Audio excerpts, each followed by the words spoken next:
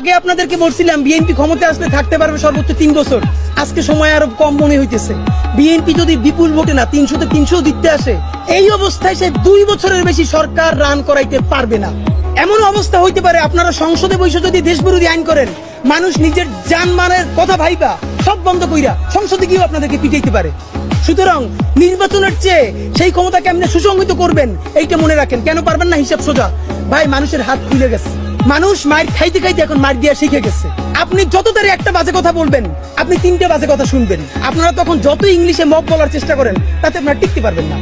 সুতরাং আপনারা জনতার রাজনীতিতে ফিরেন। এই যে আগে যারা আওয়ামী লীগ চেটেছে 15 বছর ধরে, সেই চাটাটা এখন জিব্বাটা একটু একবার কুড়ি করে বিএনপির দিকে জিব্বা বাড়িয়ে দিয়েছে। এটা বিএনপিকে বলতে হয় না আমাকে চাটো, কারণ সে জানে আগামী এখন আবার বেশ কিছুদিন ক্ষমতায় বিএনপিকে থাকবে। সুতরাং প্রচুর পরিমাণ বিএনপিকে চাপতে হবে।